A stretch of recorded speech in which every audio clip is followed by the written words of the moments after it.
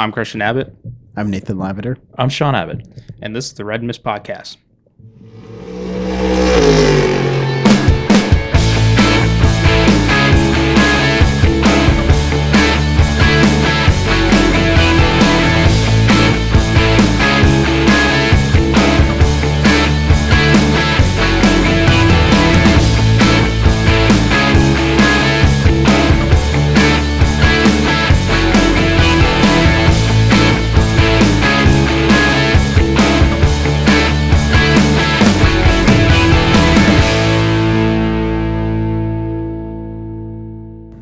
Hello, and welcome to the Red Mist Podcast, Season 2, Episode 10. The Wayne Taylor with Andretti Motorsports, Acura ARX 06, sponsored by Konica Minolta episode. Nice. It's a nice segue, Nate. Breaking news. Yeah, speaking of which, the breaking news that has just been developing. So Chase Elliott, I believe he broke his leg. He also broke his contract, too. Yeah, we'll get there. But so that means Josh Berry did fill in for Chase Elliott at Las Vegas, and Rick Hendrick put out Team Hendrick put out a statement on Twitter. Can we hold off on the breaking news on that? You want? Okay. Who will be driving the car at Phoenix this weekend? It'll be Josh Berry. Okay. And who will be driving it at Atlanta? Josh Berry. Okay. All right. And then Okay, so Josh Berry is going to be essentially the interim fill-in driver. Right. Except for breaking news. Except for. Go ahead, Nate. Well, it's no other person, but Jordan Taylor will be filling in at COTA. Rodney Sandstorm? Guys, I told you he's a great fit in NASCAR, but you just don't want to believe me. But finally, my wish came true. Josh Berry will be driving just ovals, and as of right now, Jordan Taylor is subbing for Chase Elliott at the NASCAR Cup Series race at COTA. Well, that's exciting news. I love this. I love this. Hey, he's in a good car. He's the coach at Garage 56. But that's not NASCAR. That's not NASCAR. Kind of is, but not really. No, it's not. Kind of is. It's got a NASCAR has the name on it, so it's got a ton of NASCAR. Got a ton of downforce. Yeah, it sure does. Yeah, yes, it's got fancy winglets stuff. and it's got all sorts of stuff. And is it supposed it to have looks like a hybrid unit? It says there's NASCAR on it. So guys, get out of here! It's a NASCAR. Also, like a Australian supercar looks like a NASCAR Gen 3 car. So.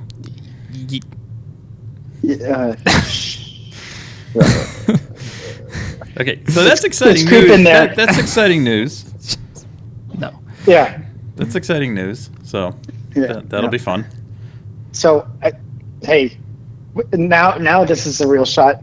Another shot at NASCAR road ringers, made famous by Boris Said and Ron Fellows, I would say. I would argue that. No, I would say that the greatest of the road course ringers was Dan Gurney. Okay, yeah. Because listen, I didn't see him drive, but I know his stats speak for himself. So when NASCAR went to Riverside, Dan went in the car and Dan won. So yeah, didn't he raced for the Wood Brothers, right, in the 121 car? Yes, or am I thinking of some other driver? Yeah, okay, absolutely all right, correct. Okay, 100% perfect. Correct. Good boy. See, Christian, I know my history in NASCAR. There you go. I've never questioned your history of NASCAR. Road course ringers, really, outside of probably Allmendinger in the Xfinity series. I don't know if he's won in Cup on EAS, right? Austin, I would argue Austin Cindric too, because he's been really good on the road course. He's a full-time NASCAR driver, so can't really say that. The road course ringers played a purpose, but didn't they didn't have the ultimate success in the Cup level. Yeah, right. That one would think. Well, because think about it. Who would they replace in such drivers? The first example right away is Jimmy Spencer. Dave Marcus. Dave Marcus, right. Yeah, it was guys that really weren't didn't have any road course, right? But road course background. But at the same time, back in the day, you had people like Mark Martin who was very good on road courses. You had people Jeff like Gordon. Dale Jr. Dale Jr. Dale Jr. Dale Senior. Junebug. Dale was not Senior, good at who road was courses. overall a good driver. Kenny Schrader was actually a really good road course driver. Tim Richmond was a very good road course driver. So there were guys that could drive. So the road course ringer thing was a fad. It was nice, but we'll see. Good on Jordan, though. That's a good opportunity, and he deserves it. He's been doing a lot of work for their GM, both on the sports car side and with this the coach program. Yeah. It's kind of like Craig T. Nelson, the coach. Right. All right. Okay, Nate, let's quick wrap up on what happened in Vegas. I did not watch a lick of it. Don't worry. I got you, Sean. I know you're probably very busy with your schedule, and listen, I know NASCAR is a top priority for you, but don't worry. I got this. So what ended up happening was, so we go to Las Vegas, and it's NASCAR's third trip to on the season. So I wasn't sure exactly how this was really going to fan out, because Las Vegas is a pretty quick track, and lots can happen at this track. But normally the top half of the field would be the ones that are in contention of this, and it proved that just that. So William Byron ended up winning stages 1 and 2, and was shown to be a real force throughout the race. He led at that time nearly 120 laps, leaving 15 laps to other drivers such as Joey Logano, but it was nothing near like 10 laps. It was like 5 laps, and it was off to someone else. And so William Byron was the clear card to beat during the day, and he would actually end up winning the race and actually being the first driver this season to win all 3 stages. Could we revisit a statement you just made there? What? Do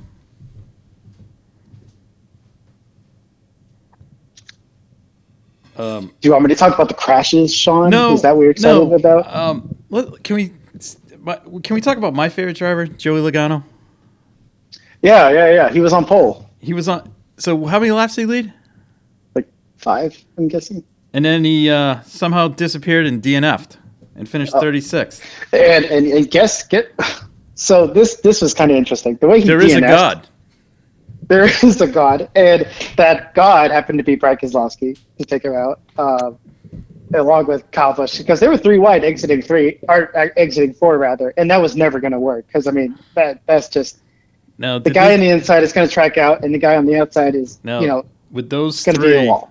With those 3, now Kyle Busch, who has been taken out already once this year, he's not going to lift. Right? No, right. Neither of them are going to lift. Right. Did that set off a massive hissy fit between the 3 of them? Because those 3 are about as rational as it gets. Not that I know of, but right. I mean, I'd admit. Okay, well, that's oh, that's it. That's it. No, that's just too bad that Joey finished so badly. Anyways, moving on. Let's go back. I just lost my results page. No, it's all good. I mean, that's really the gist of what happened. It was William Byron was dominating all day and just kept that 24 car clean. He kept his nose clean and just brought it to the victory. And I believe this is his first win at Las Vegas, so he just tallies up another victory to his name and at a different track too. So, and if I read this correctly, Nate, this was a big day for Mr. Hendrick and Hendrick Motorsports as they finished 1, 2, and 3. Yes, they finished 1, 2, and 3, but there was one car missing, and it was that 9 car of Josh Berry. Unfortunately, he looked really upset in his car. It wasn't. I don't know if it was just maybe he's in a Chase Elliott setup car, and he just I would probably say that was the case, Nate. Yeah, because the car left the shops in North Carolina, assuming that Chase Elliott was going to be in it.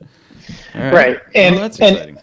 And that's the thing. Josh Berry's a really good driver, yes. So I expect him to maybe figure it out. He just wanted to get laps and finish the race, and it was probably a really frustrating day to for him. But anyways, great race and a 3rd different winner this season out of 3 races. So we have 3 drivers locked in. Yes, excellent. Ish. Unless there's 17 or more winners. Well, but as each race goes on. Yeah, the odds get better that they're locked in. Yeah. But Ross Chastain continues to lead the points. By points. By points. Yeah, by points. Yes. And as I predicted last week, Martin Truex did have a big day.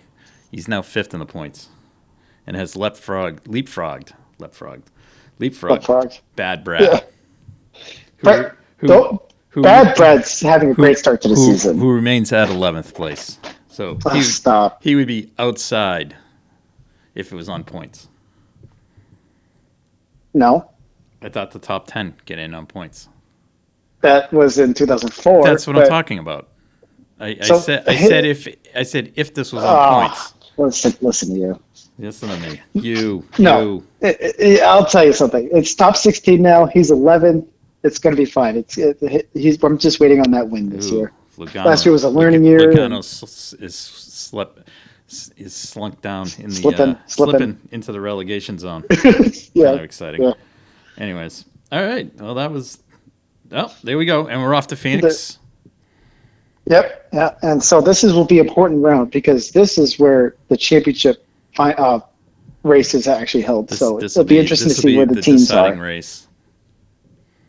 The pivot point race. Got it. So whoever wins this race wins the championship. And it stands in good stead to win the final race there because they won here at Phoenix and they'll be back. Yeah, that's my point. So whoever wins here will qualify for the championship and win. According to the script. Not the case. Yeah. Not the case. No, that's the script. Not the That's case. the script. Time out. Last year, Chase Briscoe won this race, and who won the season finale at Phoenix? It was Joey Logano. So, All right, so we'll see how it goes. But it's good. It's a good indicator of where teams are and how the season will progress forward. But it helps when you pay a little extra at the end to win the championship. So Ross Chastain was pretty close. So just a little bit. We'll see. We'll see. Do you know what Chase Elliott's real name is? It's a fun fact. No.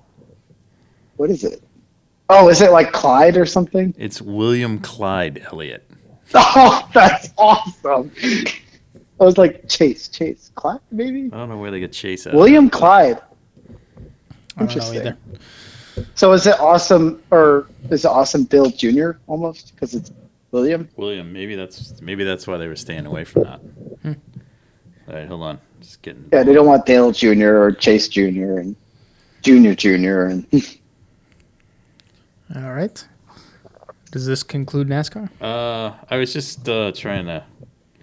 Yeah, I mean, unless Sean really wants to stick with it. No, I'm just trying to find out. I want to know where you. I was hoping to find out exactly where Chase broke. He said he was skiing in Colorado, but they don't say where. I was just curious where he was. Yeah. Aspen. That would be my first guess. Well, it wasn't snowbird in Utah because you can't. Oh, at Alta you can't snowboard there. Yeah. Gotcha. He claims to be an experienced snowboarder. Oh. Right. Well. Yes. Well. Anyways, that was just moving on. I was just moving. Yeah, let's move on. So good to know. We're off to Phoenix. Nate, one last NASCAR question. Oh, see, Sean's excited about this NASCAR stuff. Because I didn't watch the telecast. Yeah. I heard it was quite a show. Yeah, they rolled the dice at Las Vegas and saw who won. What? Yeah, it's a show. What do you mean? I'm talking about the broadcast. The booth. Oh, hey, listen. I'm gonna give Danica Patrick the nod because she actually added a little bit of excitement in the race. So, maybe it's because Mike Tirico wasn't there, but who knows? It wasn't bad. It wasn't bad. I guess they still got to figure out who's going to be in the booth with Mike Joy going forward, or when they eventually replace him. I hope it's Alan Bestwick. So, listen, it can only get better, right? I think they're doing tryouts for like commentators to hang out with Mike Joy. All right. That's it. You don't have anything like. Nope. Yeah, I thought she said it okay. No, you summed it up well. Didn't watch a lick of it, so. So, I got you guys. Don't worry. She's in the booth this weekend. Yeah, at Phoenix. Yeah, I mean, she's from, or lives in Phoenix now. She's from Illinois, so. think she was she born lives in there now, so. Wisconsin. She's a cheesehead? Yeah, I think she was. No kidding. So is Matt Kenseth. Hey. So And- should we move on to the wreckfest in St. Yeah. Pete, or should we move I on know. from one Was broken NASCAR driver to there, another? or Yeah, yep, Beloit, Wisconsin. Look at that. All right. Well, Her mom's name is Bev.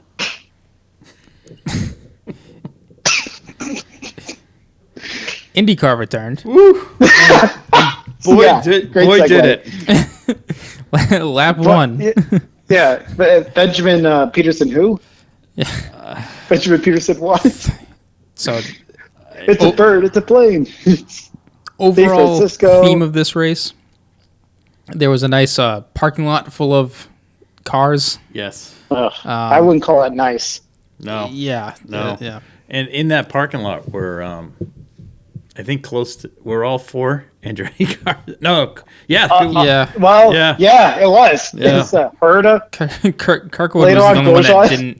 didn't quite make it there, but he did it all stuff didn't it. didn't get back to Yeah. the pits either. Yeah. Oof. Yeah. What a weekend. Yeah, two of the four bad Andretti weekend. cars visited Well, the air. it was a bad weekend overall for Andretti. It was a bad weekend for Meyer Shank, and it was a bad weekend for Penske. Yeah. Which means it was a great weekend for Ganassi Chip. Ganassi. Chip likes winners. and a He does. great performance to go right behind it from McLaren. I wouldn't call it great. I wouldn't call Well, it great either. outside of I would say. Rosenquist. Well, I would say. look. I would say. Here's what was going to happen. Okay, go ahead, Tom. I got you. I would say a disappointing weekend for McLaren because they had the race in the bag and then they had the plenum fire in Pato's car. Did. Well, and I'm Marcus just Ericsson was going to talking catch up to him all overall. day. Huh? I'm just talking overall. Overall, it's fine. Yeah, I mean, think having two of your three cars up in the top five Right. is a good weekend. right. So Now, yes, if don't I get was me wrong. if I was going to phrase it a great weekend, I would say that Junko's Hollander race had a great Yes. weekend. that Oh, was a Column great Island. That was a great result. And 20 seconds to five. fifth. Augusto Canapino, he was in the top 10. He finished 12th. All right, and he started at the back of the pack. Mm-hmm. So And he did exactly what he wanted to, which was drive Right. every single lap.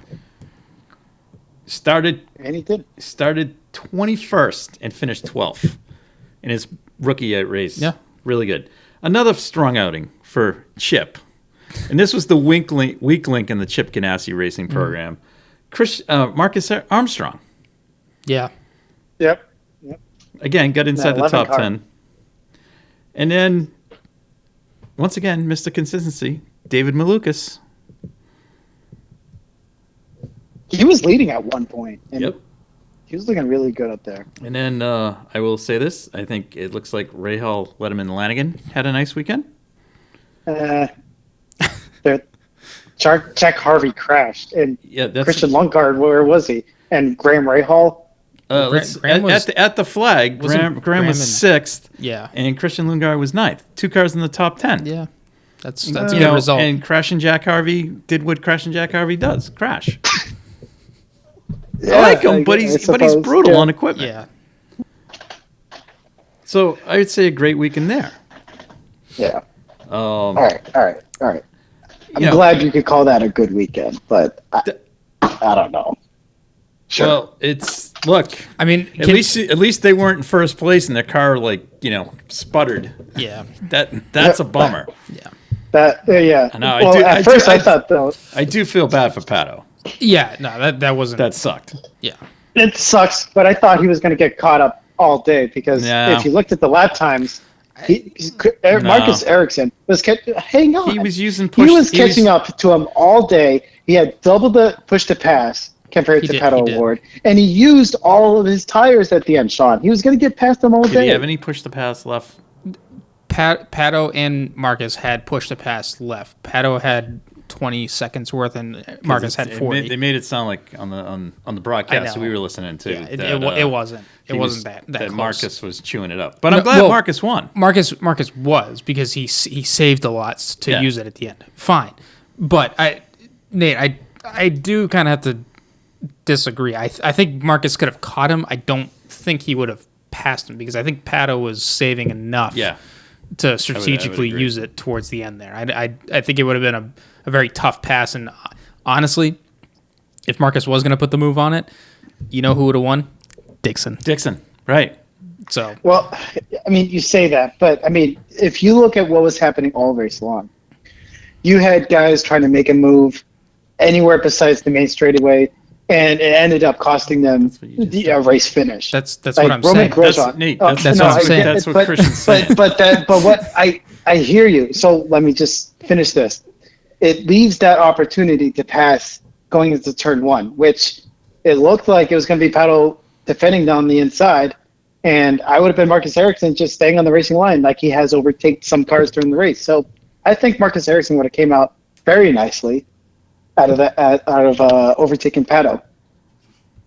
And look, there's been plenty of situations where Scott Dixon eats up other people's mistakes and probably would have won, right?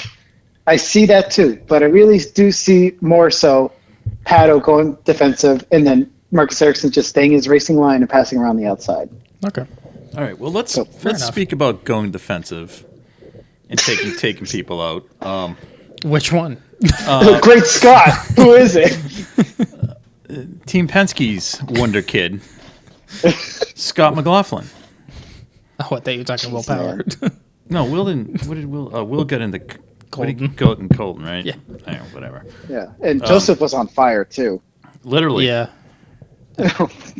Literally, he was That- on fire. Literally, He yeah. Yeah. made it back to the pits, got out fine, Yeah. unscathed. But So no yeah, problem. McLaughlin. There, but I don't, Scotty. What are you it's, doing? It's not Aussie V8s. yeah. He Yeah. look. He admitted to it. Afterwards, he admitted. He admitted to it. He went and apologized, kissed and so- made up with him. Yeah, he did. But But yeah, it was if I was Penske, I would have fired him. if this race was a good indicator of who's focusing on wins and who's focusing on a championship. I think Roman was definitely focusing on a win and a championship because he was biding his time. Yeah, He was much more under control this year, and he made a outstanding move, and McLaughlin should have respected it and didn't. yeah. Again, this is there was- and I'm gonna just on this whole thing and Yep. in the savagery of those crashes, we saw the value of the aero screen in the halo that the IndyCars Yes, have. yeah. However, I think in some instances, like McLaughlin doing this, I think sometimes it leads to false bravery and guys taking risks in cars that they shouldn't be doing. That's not just this. I would argue that for a lot of motorsport. Where Because these new you- safety things have come into Just play. any upgrade in safety, you feel Which is more wrong. more indestructible. Which is wrong. Right. It's It leads to a lack of respect in driver's Yeah. standards. That's what I'm saying. That was poor driving from somebody that has supposedly, he's driven at a world class level. yeah. Okay, but in the supercars, it's bump and run. But you can't do that in IndyCar. He got snookered. Okay, fairly, and he should have respected that. But you almost kind of saw it coming too, because earlier in the race there was a very similar situation that happened. It was the same exact thing. Scott McLaughlin lit the pits and Roman Grosjean was tucked right behind Scott, and it was just, I mean, where can you go? Scott was defending the inside, met his breaking point, and Roman Grosjean just kind of tucked in. If I was revisited with that situation, which was that case, I would have waited on the main straightaway and just kind of, I have the hot tires. He's still getting up to temperature, bite my time, and just then make the move. I know it's easier said than done. I know it's easier said than done. But I really think if he kind of had that mentality instead of just go, I have to pass him right now, then and there. I think if he just maybe waited a few corners. McLaughlin left. He openpened the door on it. But then he's going to miss his breaking point and put him in the tires, Sean. I saw that happening all day. He knew he was there. He knew he was there. but he missed his braking point so severely in the dirty part of the track on new tires. That's because he was trying to race it to the corner, and he shouldn't be. He should have known that he was there. He knew he was there. Yeah. Yeah. I'm just saying that I think some of these safety aspects I think lead to some of these incidents. Now, the incidents that happened at the start of the race and the Kirkwood Harvey one, I can't really say. That was just racing. Yeah, those are just crazy instances. And unfortunately, unfortunately, that first one happened on the start, and that's when everything's the most congested. So right. The Kirkwood one where he flew over Harvey. Yeah. I mean that one. That was just racing. That was just dumb racing luck. I mean, for Kirkwood, I mean, it was just wrong time, wrong spot. You know. Right. Right. I would like to address another safety concern, and that's in the booth of IndyCar Radio. One Mr. Davey Hamilton, who has now become a track safety advocate. Oh, that's right. I forgot about this. Did he say something? Yeah. Several times. What did he say? Okay, so it's the corner where Grosjean got into it. Yeah, what is that? 4? 4, and was that also the corner that Herder and Power got into it? Yes. Yeah. Okay. And Kirkwood and all of them. All right. Nate, Okay. how deep were those tires? What do you mean? Like how many tire stacks do you think came out from the wall to the track? probably 2. No. No. There was definitely What do you mean? Like a set of 3 and then like 6? No. If you took a line of tires and How many went from the wall out to where the track. How many rows of tires out did they go from the wall? I don't know. They went 8. Yeah. Okay. There's a reason. Okay, and this dates back to a long time ago, in a Trans Am race when Jim Fitzgerald was killed at that track because there were no tire barriers. His car basically went in. Unfortunately, he had a heart attack while he was behind the wheel, and the car went unabated into the wall. So had the tires been there, might have absorbed the crash a little bit. May have given time to get him out of the car. He may not have broken his neck like he did. So, anyways, so Davey thinks that, or was advocating that the tire walls be reduced. What? Yes. Obviously, for the sake of going too wide through the corner, and that way you can have better racing. Right. Well, easier for someone that's retired to say something than. So we'll sacrifice safety of drivers. I'm still trying to figure out better what racing. What did he ever win or do anything? I don't know. No. Okay. Yeah. All right. Yeah. He was wow. Yeah, Christian and I kind of like Hut Strickland.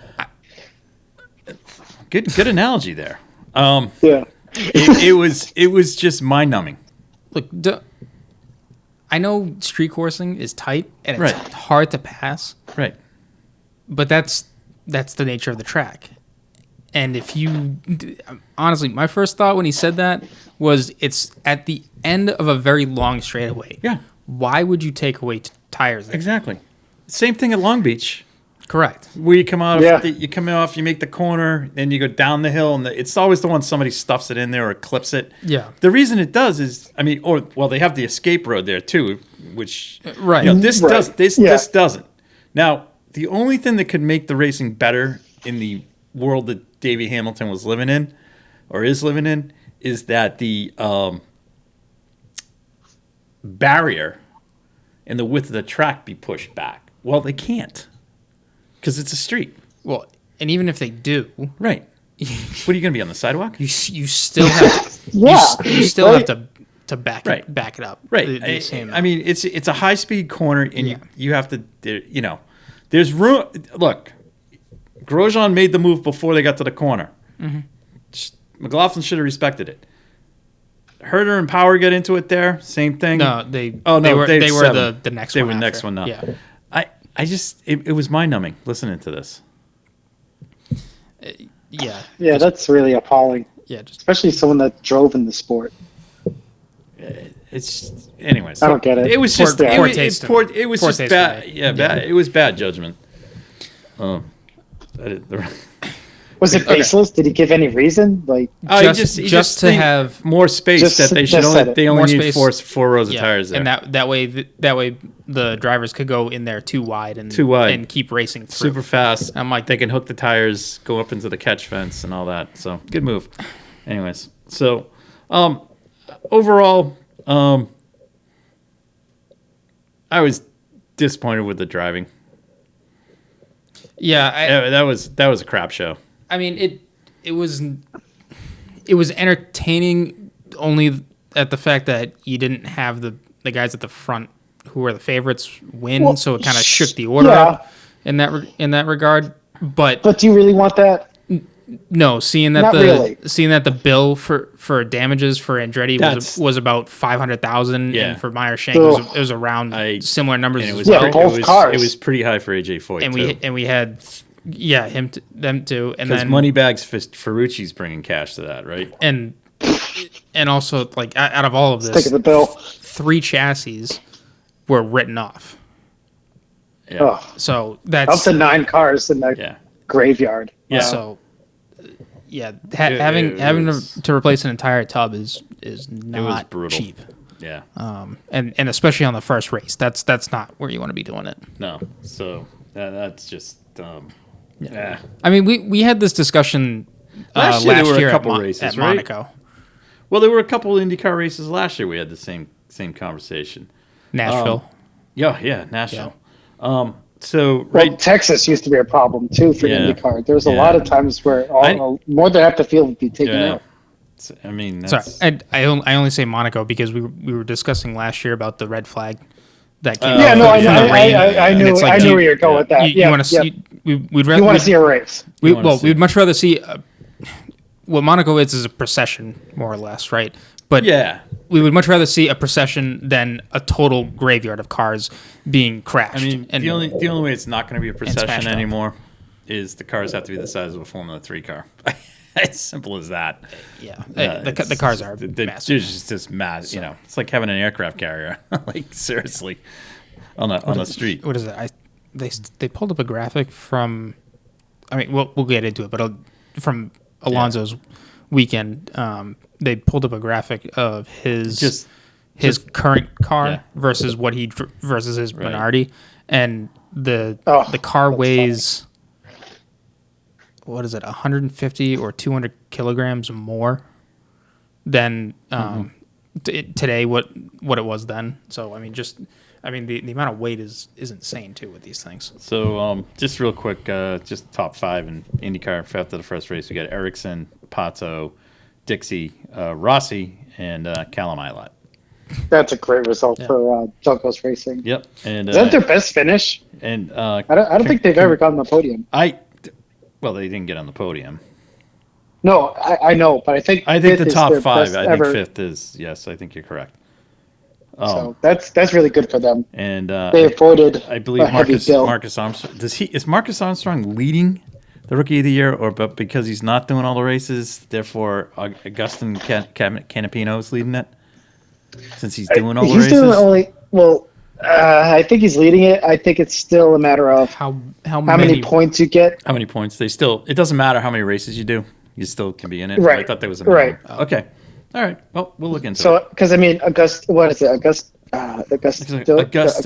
Canapino. Augustine Panatino. Canapino. I don't know. I'm gonna have trouble saying that, but anyway, the number 78. Right. Yeah. So, and then Benjamin Button. Peterson, and there's one more rookie. I feel like there's a 4th driver. Stingray. Oh, Robb. Stingray Robb. Oh, Yeah. nice.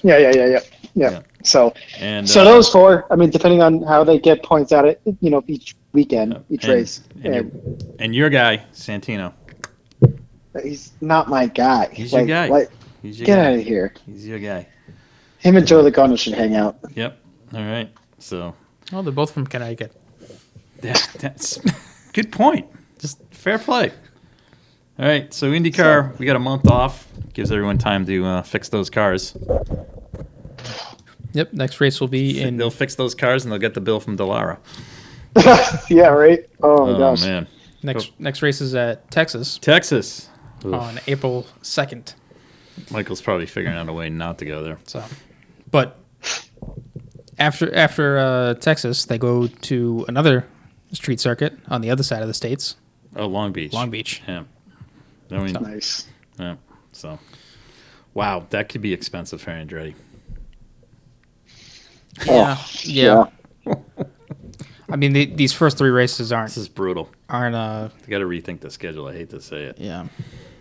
Anyways, all right. So off we go. All right, let's get to the best race of the weekend. Bahrain. Formula It was One the in- best race because of a certain someone. It was a great race because of a certain someone. Certain team dominated, and one team just wants to let you know that they want the rules changed. Sean, did you guess this podium? No, he did not. Who did I have? I thought you had both Red Bulls in. Did No. I have Fred? Or did I have Carlos? No. You Oh, no. You had- I think I took Lewis. you had Max, Sainz, Alonso, and then Lewis was your dark horse. Oh, Lewis. Oh, yeah. I wasn't. Yeah, because I still not 100%. And Checo, that's right, yeah. Checo almost lived up to it at the start. Yeah. Anyways. Yeah.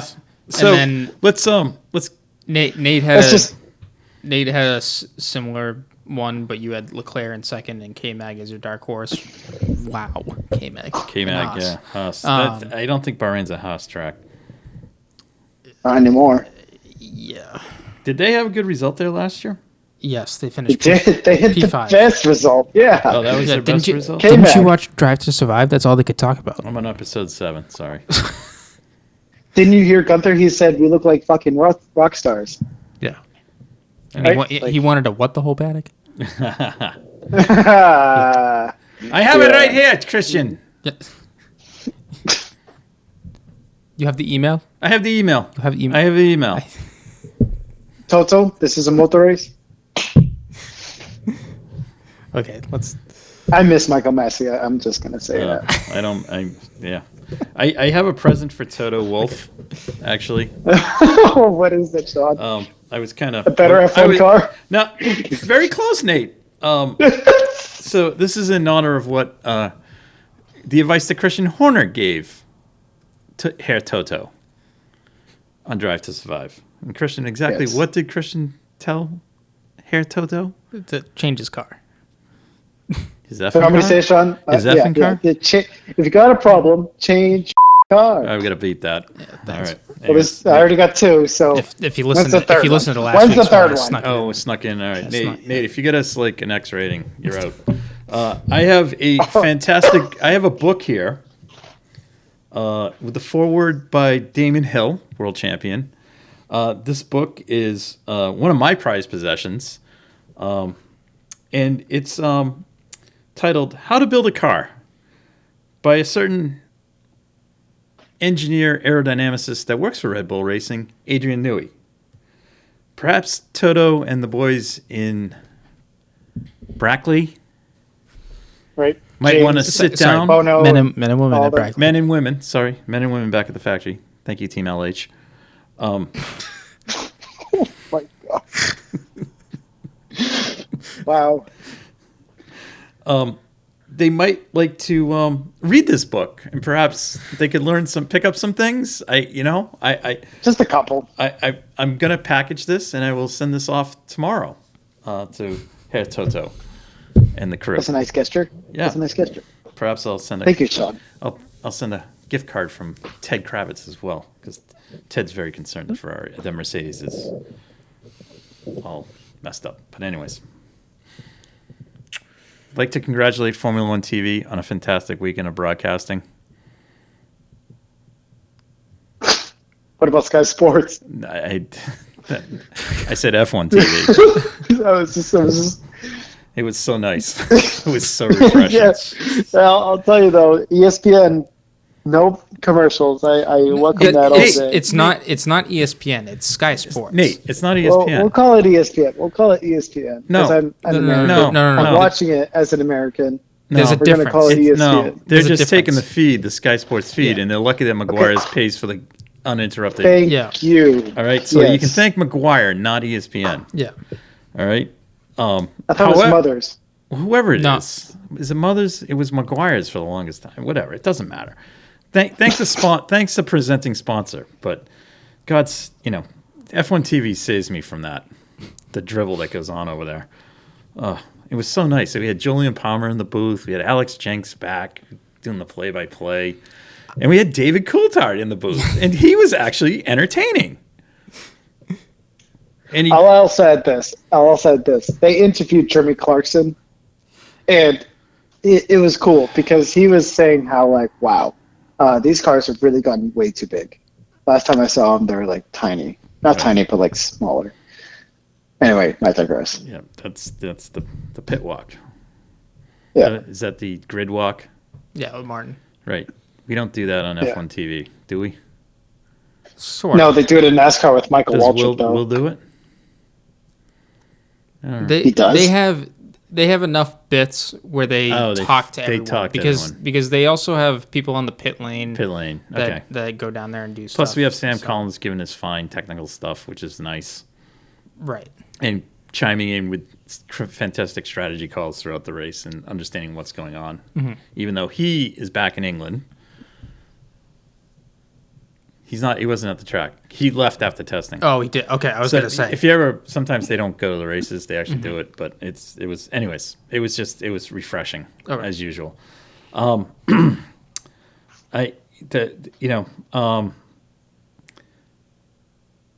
Practice uneventful, I would say.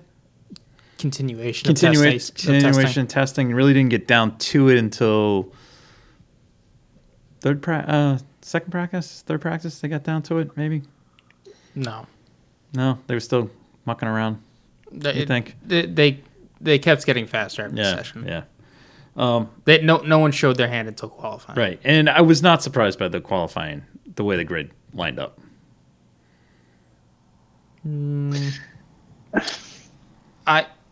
I was surprised that.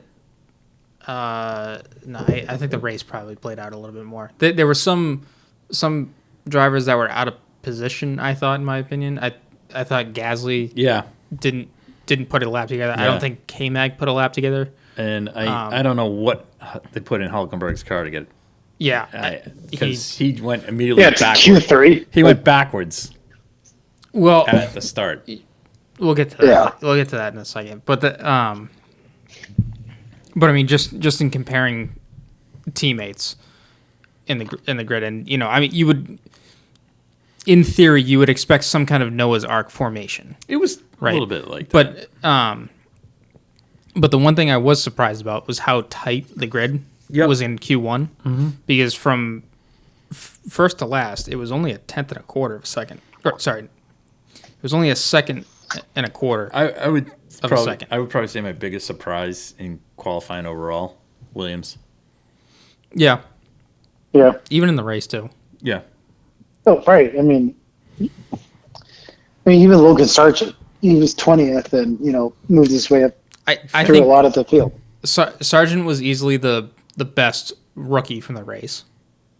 Right. I was surprised by DeFries. I didn't expect him to be that far down the grid and behind Sonoda. I think that AlphaTauri is. I don't think it's good. Well, Yuki didn't do so bad for himself either. Yeah, I'm just trying to So double- I wouldn't- Nate, I'm just double checking. I wouldn't knock that one. McLaren definitely off the pace expected. Haas, Sorry, I was trying to find the Thunder from Down Under, but he finished last. yeah. Yeah. Why are they considering Nick DeVries? Like it's like the biggest joke that he's a rookie. It really is. It's first full-time First- season. I know, but that's the ruling. I get what you're saying. Look but at IndyCar's rookie class. What was it, last year or the year before? I know. Grosjean, Grosjean, McLaughlin. McLaughlin, and Yeah. Jimmy Johnson. Yeah. JJ, Like, yeah. That's fair a point. rookie class. Yeah, I guess you know? so. I guess that's where you, Yeah. I guess that's where you put Nick DeVries in there. Yeah. So, I guess the only surprise in qualifying in terms of strategy was that Ferrari saved a set of softs, Quote unquote. quote unquote. Come Quotation come fingers. Come to find out, another issue with some parts that they had to swap around. That was it their power? Their power unit. No, it was battery unit. What was it? Yeah, Battery unit. It was Okay. I believe it was control electronics. It was some type of issue that they replaced before they went to the grid, right? Yes. So overnight, which within their allocations they're allowed to. Right. However, backfired hellaciously. Yeah. However, if we fast forward through the race, Ferrari woes continue, and the part that they replaced was the one that failed, which I believe means if they have to replace that part again, they're onto a grid penalty. They're onto a penalty. Wow. Oh, already. So. And that was the big thing they worked on over the winter was reliability with the power unit. Sean, they're going to get to Australia and already have a grid penalty. No, I said that's what they worked on. That was the whole rumor over the winter that they worked on their engine reliability, so they wouldn't have those. Yeah, well, that's not the case, is it? Mm-hmm. Well, that's what Christian's pointing out. Yeah, that it was another. Yeah, I mean, stuff's gonna happen. I mean, it is the first race of the season, and you come off of 3 days of testing with one car. Right. And expect it to go into a race and not. Right. This is the other thing too. The first race, honestly, this race was really odd in the fact that we didn't have a lot of retirements. True. Because it was Piastri and Leclerc. Yep. And then maybe Ocon, which I mean, well, that was just retired. He was a lot of self-inflicted. And then Lando towards the end was on a test session because of the car. Yeah. Jeez, can we just speak about Ocon? No, well, let's go ahead. Yeah. Having two cars retire from the first race is really uncharacteristic. However, I would like to see Formula One. I honestly think that both cars need to be tested during the tests. Yeah. This is having 10 cars out there is just dumb. Right. You know, the fear is that the car is going to break down all over the place and they got to pick them up and all this. Well, you know what? That's what testing's for. Right. It's like there were guys building the other cars in the thing, but you have to designate one car for the test. Right. And you couldn't like do something shady overnight because they knew exactly what car you had. So I really think there needs to be similar to IndyCar. It's an open test. Yeah. Especially where the testing's cut to 3 days now, not two-day events, one at Barcelona and one at Bahrain. Had that been the case, you run one car at Barcelona, run the other car at Bahrain. Got it. Yeah. So we get to the race morning, and in the immortal words are... Sorry, the other point. If they're running components and parts from testing, depending on which team going into the race you look at, there were guys that had, what was it, like 6 Grand Prix worth of distance on the car. Oh yeah, because that's already an engine replacement. The Red Bull car was definitely a couple Grand Prix lengths. Everyone ran at least 4. Yeah.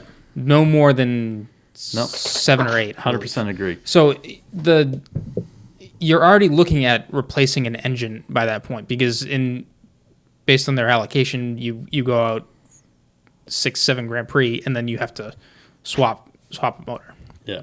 I can't remember if they have an extra power unit for testing basically or if they're allowed that. Yep. But just to put it in perspective, that's how much testing they did during the test. Okay. It's kind of redundant. So, but yeah. So let's move to race day, and lights out, and away we go, and Max wins the race. Start to finish, for sure. Pretty much. This is the start. If Ferrari is more consistent as the season goes on, and say Mercedes is a little bit better,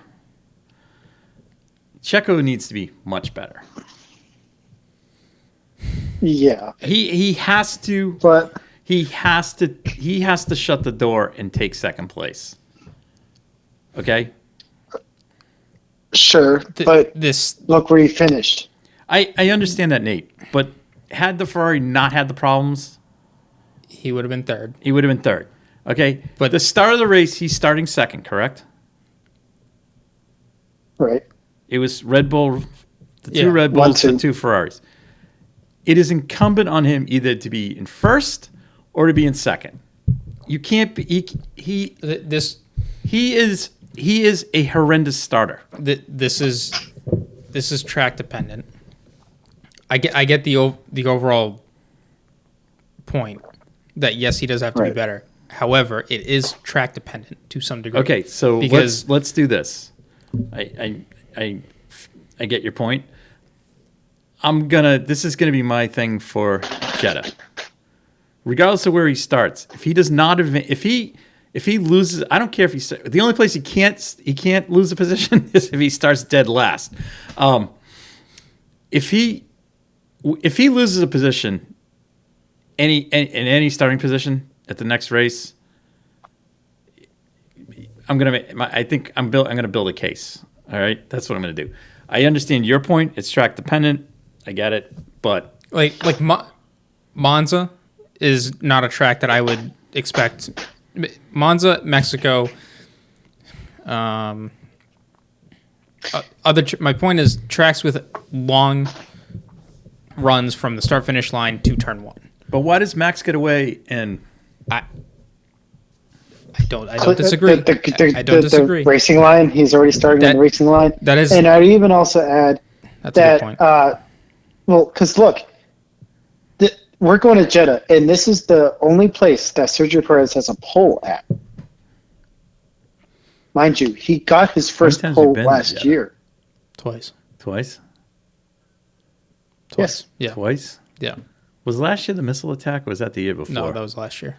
The missile last attack year. was last year. Yeah. Yeah. About 10 miles away or something. And I'm not talking year- talking about the torpedo. No, because the year before was the missile attack or brake check attack, whichever one you want to go for. The brake check. Yeah. Right. Anyways, that's just my feeling Yeah. on that. Fair play to Mercedes. Made a good start. They swamped Fred. I mean, had a little help.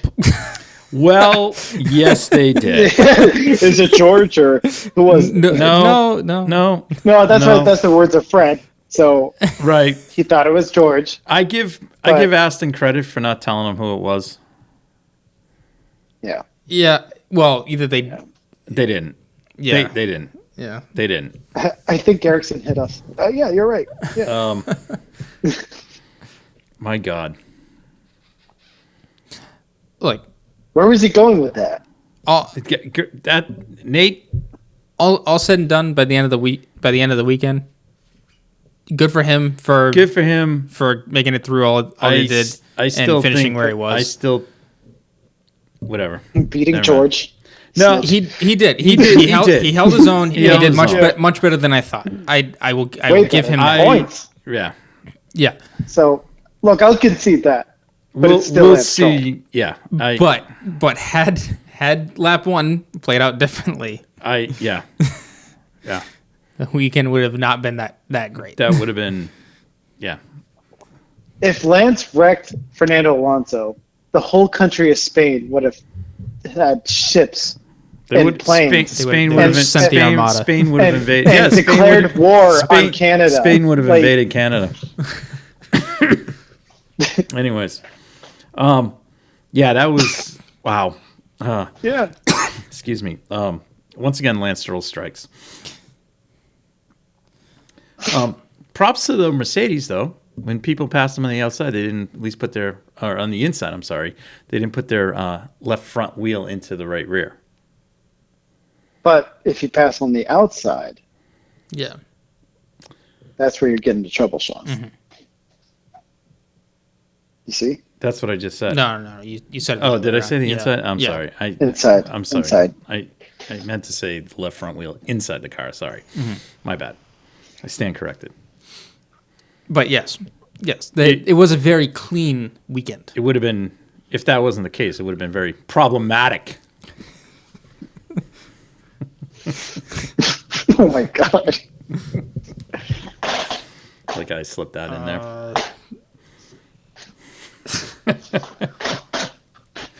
Someday we'll tell people.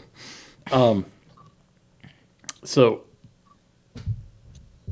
then we had George once again questioning what was going on with Lewis. Oh. Here's my thing. I will say the race was very boring, and I was really displeased with the tire management race that it was. Yes. I did We all not don't like those. I did not like that they had to conserve Right. because the track was so high in deg that they couldn't push anything. Really. It took a while to get to the point where you could push. Not even that, because by Ferrari and Mercedes strategy of how it looked like they were playing it, Yep. they were like, well, you can push for now, but don't go past this. Right. And I'm like, that's not a race to me. Right. Like, I understand we want tire drop off and whatnot to encourage more pit stops, and that's fine. But this is, I would have liked to seen I would have liked to seen it be played out in two different strategies, where you could have half the grid go and take that strategy of conserve the tires, and you run the slower pace. But I would have liked to seen the tires been able to make the pit stops or make an extra pit stop and run as fast as the you deg can. was so bad it negated the overcut or the undercut. What the undercut? Yeah, the undercut. Okay. Yeah. The undercut. That to me, the overcut is not strong The undercut strong. It typically has been strong there. It's been an advantage. Yes, And but with these new the tires. tires, and the way they prep the tires now, it's now flipped. The team still got false. Kind of falsed into the thought that the undercut was still going to work, because that's why Lewis was pitting when he did. And if you remember, he was like, "Why are we pitting?" And they're like, "Protect on the undercut." And no, the undercut is not the way to do it. I think, especially with the deg that was going on. Well, it's the deg and it's the warm up. I think I'll be honest with you. I think the pit wall should have been listening to the drivers more on this. Yeah. I mean, they're so intent on, this is what we're gonna do, blah blah blah blah blah. It's a huge science experiment, right? And they're looking at the gaps and stuff, and that's what they're doing. So I gotta say, one strategy I think got kind of was that the hard tire at the start? Under what? No, it kind of went under the radar because of how the result turned out, was Alonso. Right. Because they pit Stroll right before Alonso. Yeah. They left Alonso out there really long, and by the time that they pit him, he was behind Lewis. So basically, Aston by pitting Stroll kind of forced Mercedes' hands a little bit to think that Alonso was going to come in and pit, but then Alonso went long. Well, yes, but see, this is where when we start last year, where Stroll would magically appear in front of Vettel. Yeah, this is where I think some of it is, because Lance had enough fresher tire. Had Lance not had his injury, I think Lance would have beat Alonso in this race No. because of this strategy. I think they would have. They would have gave Lance enough of a time advantage that they would have. I'm not buying that. No, I appreciate your fairy tale of Stroll possibly getting a podium, but that never would have happened. I don't think that was going to happen. We'll see what happens at Jeddah. They were leaving it out. They were leaving him out a lot longer than I would have liked. Yeah. But obviously, if they saw something different, then they did. But there was one refreshing thing to the whole race. Was the lack of audio from the snitch and screaming and yelling about guys going off the track. Well, you can thank Fernando for that. Right. So that was good. Yeah. We didn't have to listen to that. Fred, however, did put on a master driving clinic. Clearly, he did, and I loved his overtakes. Yeah. I loved his overtakes, and his overtake on Lewis Hamilton. Unbelievable. What his overtakes were imaginative and well thought out and bold. It's and I will say this: fair play to Hamilton. They raced fair and clean. Yeah. Yep. This is exactly what the Fred that we've been missing. Yeah. This is how he is. This is his style. Yeah. Yep. That's exactly how he is. And I will say it's not. I think some of those moves too could have been attributed to his time in WC. Yeah. Because I think having that knowledge of because also it is a hybrid car. Well, not just that, but knowing that you car can make spools up the same way. Knowing that you can make passes in areas where you're kind of forced into that's a fair point. With traffic. I think that probably helped there too. Well, and that car is way faster than an Alpine. Right.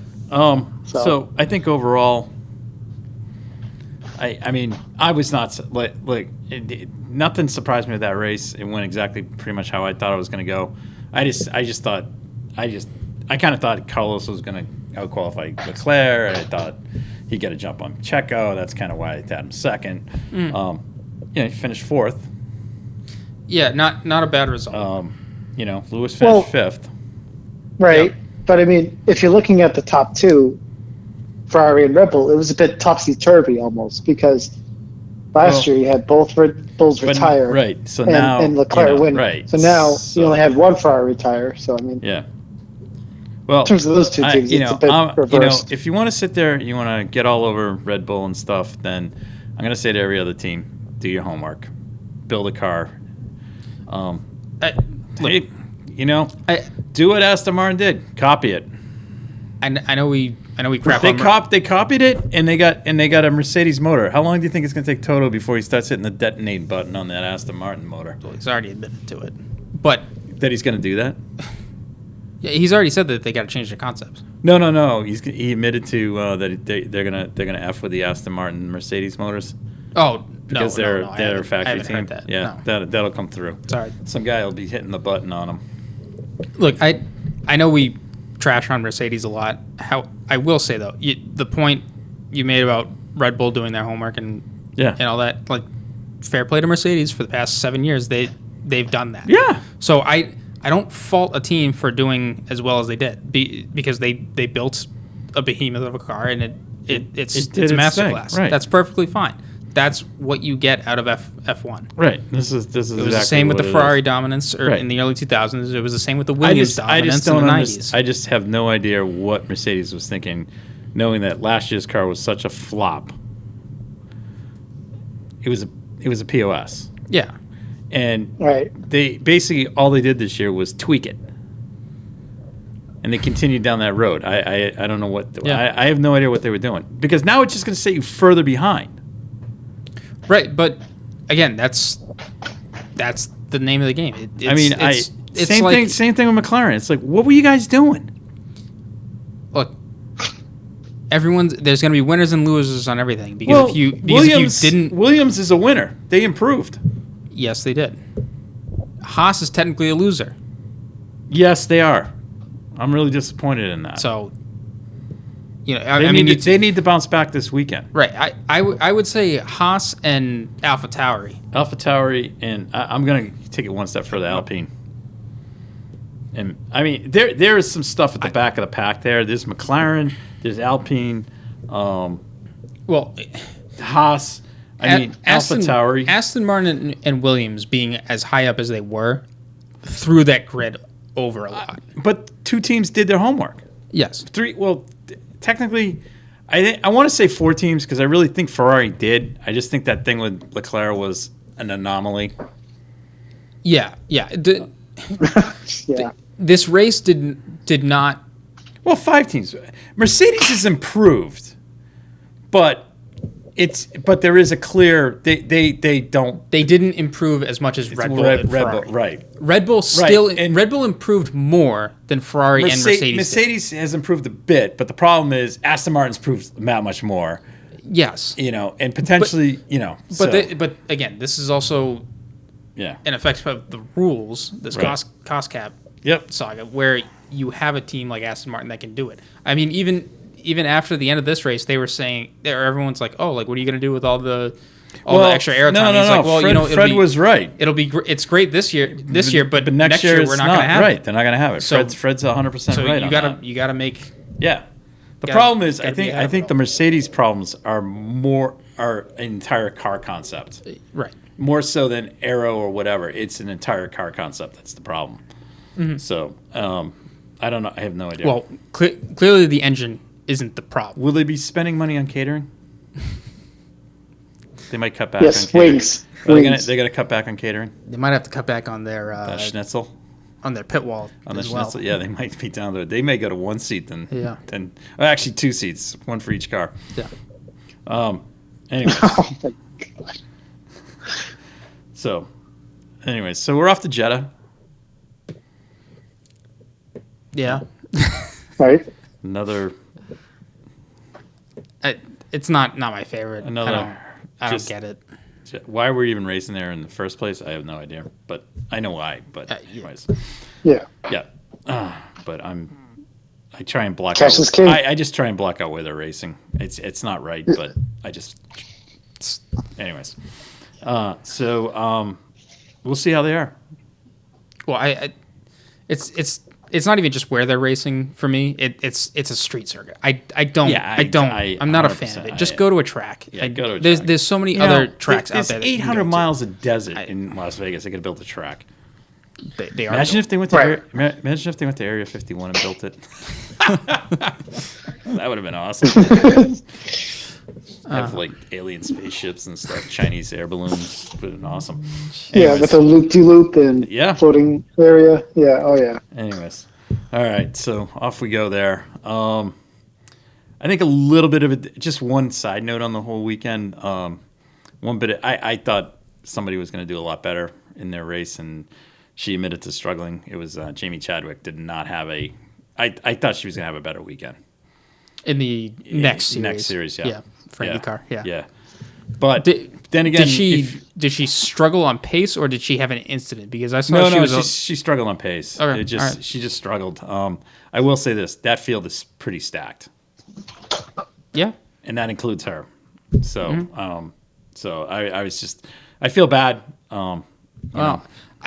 She's also got a challenge of I don't believe she's raced on any of these tracks. Yeah, how many street circuits has she really raced on too? Correct. So anyways, well, I just hopefully better things to come. So hopefully. It's a learning season. It's a learning season. So other than that, this week coming up, we're at NASCAR's at Phoenix. Mm-hmm. We have the World Endurance Cars leading into their prologue. Yes. And the Ferrari Hypercar is here. Yes. It's on American soil. Italian Jesus is making his way over, too. Italian Jesus is making his way. The Glickenhaus will be there. Yeah. Porsche, Toyota. All of them. Cadillac. All of them. Yeah. BMW. Peugeot. Oh, no, wait. No BMW. Just kidding. Yep, no, just kidding. No, yep. BMW will be there. On the IMSA paddock. Yeah, on the IMSA. In the IMSA paddock. Yeah. Peugeot, with their beautiful car. Yeah, they did release the entry list Sebring for WEC. Mm-hmm. So that's exciting. Looking forward to that next Friday. Yeah, IMSA has A week from Friday. Sorry. IMSA hasn't released their entry list. No, yet. and there's a lot of in the GTD paddock. Yeah, there's a lot of war drums are being beat. Yeah, And there's shots being fired both back and forth between IMSA and manufacturers. So some of the Porsche teams have Porsche GTD. Yeah, have dropped some of the scheduling season schedules that they had planned, things like that. Which is Have they confirmed that, or is it still? Yes, in they talks? have. Yeah, no, they have until IMSA can decide. Whatever they're going to do. I don't know.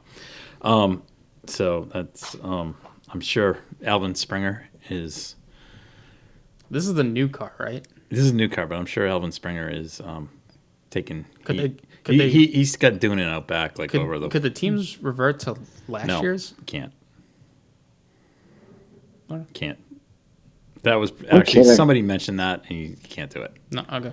So fair enough. So Springer's probably got Doonan. He's in a closet somewhere. But we'll see what happens with that. But again, a healthy overall field will be at Sebring. Yeah. No, along with a fantastic amount of support races. And the WEC race will be on Friday. Yep. The 12 hours will be on Saturday. And then, but that's all a week away. A week away. 1 week away. 1 week away. But you know what is coming up this weekend? NHRA, Gainesville. I didn't know that. Yeah. Tony Stewart, top alcohol. Fantastic. Full time. I can't believe it. He's gonna. I was catching some of the nitro cars where, love that stuff. Anyways. But you know what else is coming up this weekend? Got to go down under. What? Supercars? Oh, the Yes, Aussie? the Open on? Oh, yes. okay. Where's the opener? I didn't know that. Newcastle. Not for anyone in the karting scene. Not Newcastle, Indiana. And for you, Newcastle, New South Wales. And for you English Premier fans, it's not Newcastle, England, which is in the far northwest of England. This is Newcastle down under. It's a great track, actually. So all right. So I'll have to catch that. One other piece of news. And this is Nate. It's kind of cool. Let's hear it. So we've kind of been mocking the Fox broadcasting booth and some of the changes that they've made with their broadcasting crew, which is like people that have no clue about racing and stuff being brought in to the thing. Vince Welch has been named the lead announcer for the Kyle Larson and Brad Sweet Sprint Car Series. Okay. I don't know. He's better there than at the truck races. So yeah. What do you want? You want your boy Adam Alexander in there? No. I know someone else who really likes him. I can't stand him either. Wow, Nate. Yeah. Jamie Little's pretty good. Alan Bestwick. Alan Bestwick has been out of the sport, Nate. So he's not coming back through that door. No, I know. As Rick Pitino said, he's not coming back through that door. Oh my gosh. I don't know, man. I feel like there's better people for that role. They're far few between. I think the only person left, like for IndyCar, is Paul Page. Yeah, well, right? Where the hell is he? I know. Bob Varsha, could have him. We could have Varsha. We could have Matchett. We could have Hobbs for Formula One. Be all happy. Have Will patrolling the pit lane or Peter Windsor. It'd be nice. But we've moved the switch to F1 TV. So I just thought it was good. Vince Welch. I like Vince. He deserves better, and I like his son Dylan. Yeah, I think Dylan. Okay. Wow. Just the hate that you have. Sure. No, it's just he's just. If you listen to some of the truck races he did, it's just like well, it's better than listening. It's better than have at it. It's better. Good for you. It's better than listening to Adam Alexander, who has it's like him and the Mikey Waltrip show. It's like the two of them are like about as mind numbing as it gets. I'd like to put a nail right through my head when I listen to them.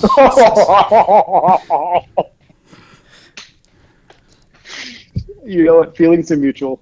Feelings are mutual. Hey, you know what else I saw this weekend? Oh! Or read up on? Oh, no. Did you? What? No. Oh, I thought you were going to. We'll get to. You go ahead. Go ahead. Talk about what you read up on. Sorry. Well, you know how that there's other series other than just IndyCar that ran at St. Pete? There was the Mazdas ran. There was the Mazdas. There was the F2000. Or US F2000 ran. There was that. Miles Rowe won. Yep, that's a good one. Yep. You know who else ran there that weekend? The jumpy trucks?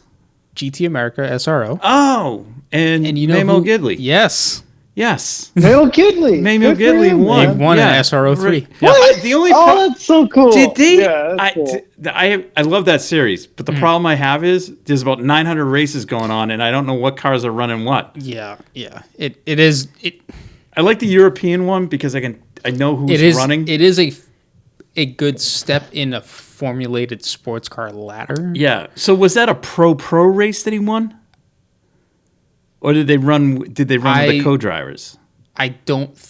Because that's the one like George Kurtz runs with Colin Brown. Yeah, it was with co-drivers, so it was the Pro-Am race. I believe so. Oh, okay. Yeah. Well, still, but awesome. Yeah, good for still, him. Yeah, love him. Yeah. No, yeah. Love Memo. He's cool. He's good people. Christian and I went skiing this weekend. Yes. Sunday River in Maine. It was epic. We had a foot of snow on Saturday. Tremendous skiing conditions on Sunday. As we drove home on Sunday, what did we see? What did we see? Taking powder in a lake, a pond. Oh yeah. We saw our drifting competition taking place on ice. Yeah. Yes. Speaking of That's what I right. need to go It's a lead in. Yeah. So yeah, we saw this. We were gonna we would, I think if it was like noon, like if it was earlier, we would have stopped. Yeah. And I wasn't 100% certain how to, like, it was kind of sketchy. Like there was one way in, and like I don't know what was going on. It was kind of crazy. Like they were like 5 miles out on the lake, and but there was this one road, and the cars coming down, and people. I was like, anyways, but it looked cool. Yeah. I don't. It was nice. not quite sure how thick that. I mean, the ice had been thick enough. We assume. We assume. Car. I didn't hear about anybody going through the ice in the car or something, but yeah, it was pretty. It was good. It was cool to see. Yeah. You know. Anyways, that leads to This weekend. Yeah, and then we got to come back to somebody. I know. But New England Karting Challenge is running at the Danbury Arena and doing their ice karting events. They're doing it with. They're running as a support event. Yes. I forget who's the headline series. Doesn't matter. It's fine. Sure. So, anyways, but that is going on this weekend. And the level of preparation going into these karts has been impressive. Yes, it has. Yeah. Been. So Friday night and Saturday night. Will you be reporting live? I will be reporting live Friday. Are you reporting live for Red Miss podcast or for Sports Car for Life? I have to do a drawing out of the hat on Friday. Right. We'll see. You're going to be there. You're going to be there Friday. I'm planning to be there Friday. Okay. Yes. All right. Well. Awesome. Do tell. Well, have fun. Yes. Yeah. All right, Nate. How did your karting event go this weekend? Oh boy. Do we want to skip it? You can say you started 11th. It's okay. You can say you started 11th and finished 11th. That's fine too. No, it's okay. That would have been a dream weekend compared to what I had. Not so good. So yeah, no, it wasn't ideal. It was better than Ocon's weekend. But did you get to the finals? No. Oh no. So yeah, sorry. I came in. It's all good. I came in 17th out of 36. Did you take it up with Toto after the race about the car? I sent them an email. Did you? I have that email. Yeah. There's diagrams. I have the email. Do you have the email? Yeah. I have the email. I think you were CC'd in it, Sean. Yeah. So do keep a close eye. Sorry about that, Nate. When's the next event? No, it's Hayes Racing, but the last round of the Touring Car Championship is March 19th on Sunday, and it'll be at the Monza track, not Italy, but at Foxwoods, yes, in Connecticut. Okay, so well, good luck. So thank you. Right. We'll see what happens, and I'll report back. You gonna celebrate your potential winnings at the casino afterwards? We'll see. Champagne, right? So we'll see what happens. We'll see what happens. So all right, and it'll be fun. All right, I think that wraps everything up. I don't think there's anything left on the note section. Oh, Christian has some note. Oh, Christian, there he is. Last thing. Joda Hertz unveiled the livery. Oh yes, it officially wasn't unveiled the last time we spoke, but we did mention about them. We did. It. Yeah, it's a sexy livery. I like it. And one Tom Brady is involved. Brady Apparel. Car. Yep. So, okay. On the that's wing about all too, I got to say on that. So. But more importantly, Porsche's back in gold. Yeah, that's true. So too bad it's not on the Warsteiner beer colors. That would be nice. Skull Bandit. That would be nice. Yeah, too. right. Harry Gant. No, there was. Did you ever see this? Nate, do me a favor. Afterwards, Google. Let's check it out. Skull Bandit Porsche 956. I'll check it out. Yeah, the only Skull paint scheme car I've seen is the Harry Gant. Oh no, there were several. There was some in IMSA. We had the Buzz McCall, Jack Baldwin driven Skull Bandit Camaro GTO car. Fantastic looking livery. Okay, all right. And in the World Endurance Series, we had the Skull Bandit 956. I believe it was under John Fitzpatrick Racing, and I believe David Hobbs drove for it. Okay, all right. That's it, baby. I'll have to check that out. You gotta look at it. Yeah. Iconic livery. Love it. Anyways, need more. I don't care. We just need tobacco back. It's still looks good on cars. Tobacco and hard booze. That's what we need back. Yeah. We need it. All right. Any other notes? Nate, anything else? Nothing? No? Christian's all done? No, I got everything through my notes. Right. Well, thanks to everyone for tuning in tonight, and we'll talk to you next week. Good night. Yes. Bye-bye. Thank you guys for listening to the wreckfest podcast, hosted by Christian Abbott, Sean Abbott, and Nathan Lavin. It's produced by Christian Abbott, and music is by Alex Wart and Harrison Tate.